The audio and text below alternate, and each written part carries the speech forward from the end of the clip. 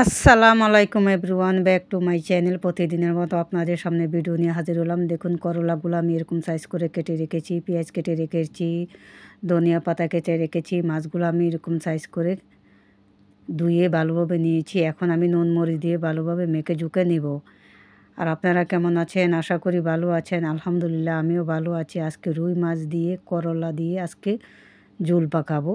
এখন আমি ভালোভাবে একটু মশলাটা মেখে ঝুঁকে নিচ্ছি। দেখুন, মাছগুলা দেখতে কত সুন্দর দেখা যাচ্ছে। এখন আমি একটা প্যান ছড়ালাম, প্যানে প্রথমে তেলটা দিয়ে দিলাম, প্যানটা গরম হয়েছিল।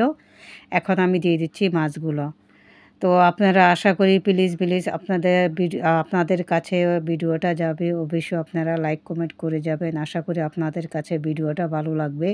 এখন আমি মাছগুলো দোনো পৃষ্ঠে উল্টে দিচ্ছি। দেখুন, দেখতে কত সুন্দর দেখা যাচ্ছে। মাশাআল্লাহ মাশাআল্লাহ।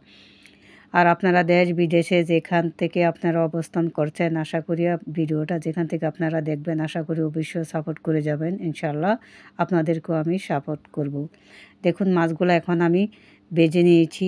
এখন আমি একটা একটা করে তুলে নিচ্ছি। এখন আমি করলাগুলোকে হালকাভাবে একটু ভেজে নেব। তো মাছগুলো আমি মেখে নিয়েছিলাম। এখানে একটু মশলা রয়ে গেছিলো, ভাবছি যে আমি করলার সঙ্গে দিয়ে দিই।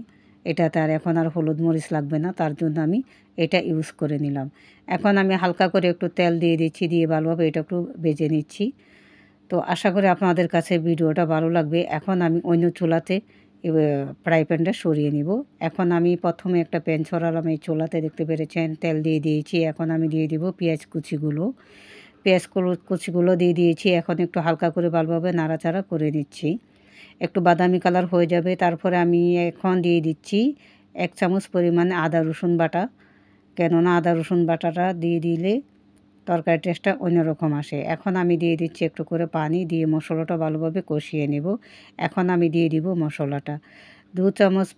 প্রথমে দিয়ে দিলাম আমি টমেটোটা, দিয়ে দিলাম কাঁচামরিচ, 2 চামচ মরিচের গুঁড়ো, 1 চামচ হলুদের গুঁড়ো, 1 চামচ ধনিয়ার গুঁড়ো, 1 চামচ জিরের গুঁড়ো দিয়ে দিয়েছি। স্বাদ অনুযায়ী লবণটাও আমি দিয়ে দিব। স্বাদ অনুযায়ী লবণটা আমি দিয়ে দিয়েছি। এখন আমি ভালোভাবে মশলাটা কষিয়ে নিচ্ছি। তো আপনারা, আশা করি আমার ভিডিওটা আপনাদের কাছে ভালো লাগবে। দেশ বিদেশে যেখানে আপনারা অবস্থান করছেন, আশা করি ভিডিওটা দেখে যাবেন। এখন আমি করলাগুলো দিয়ে দিলাম, দিয়ে ভালোভাবে একটু আমার হাতের সাহায্যে মশলাটার সঙ্গে আমি ভালোভাবে কষিয়ে নেব। কিছুক্ষণের জন্য ঢাকনাটা আমি লাগিয়ে দেব। এখন আমি পাতিলাটা সরিয়ে দিলাম। এখন আমি একটা প্যান ছড়ালাম, প্যানে প্রথমেই পেঁয়াজ কুচি দিয়ে দিয়েছি। এখানে আমি চনা বুটগুলো সিদ্ধ করে রেখেছিলাম, চনা বুটগুলো আমি ভুনা করব। এখন আমি চনা বুটগুলো ঢেলে দিয়েছি, দিয়ে হালকাভাবে একটু নাড়াচাড়া করে নিচ্ছি। স্বাদ অনুযায়ী লবণটাও আমি দিয়ে দিচ্ছি। একটু করে মশলা দিয়ে দিচ্ছি, একটু জিরের গুঁড়ো, একটু ধনিয়ার গুঁড়ো, একটু গরম মশলার গুঁড়ো আমি দিয়ে দিয়েছি। দিয়ে আবারও ভালোভাবে একটু নাড়াচাড়া করে নিচ্ছি। এখন আমি কিছুক্ষণের জন্য আমি ফ্রাই প্যানটা আমি অন্য চুলাতে নিয়ে নেব। তো দেখুন, কিছুটা কাঁচামরিচ আমি দিয়ে দিচ্ছি এরকম কুচি করে কেটে।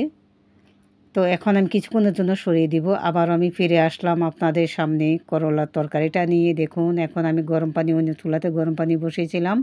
গরম পানিটা আমি এটার সঙ্গে ইউজ করতেছি। এখন আমি গরম পানিটা ঢেলে দিয়েছি। দেখতে কত সুন্দর দেখা যাচ্ছে, মাশাআল্লাহ মাশাআল্লাহ। এখন আমি দিয়ে দিব ভাজা মাছগুলো। দেখুন, ভাজা মাছগুলো আমি দিয়ে দিচ্ছি। তো আপনাদের কাছে আশা করি ভিডিওটা ভালো লাগবে। এখন আমি উপর থেকে টমেটো দিয়ে দিচ্ছি, ধনিয়া পাতা কুচি দিয়ে দেব। একটু করে আমি জিরের গুঁড়ো দিয়ে দিচ্ছি উপরের থেকে। তো আমার তিতা করলার রেসিপি আজকে এ পর্যন্তই। আর আপনাদের কাছে কীরকম লাগবে ভিডিওটা জানি না।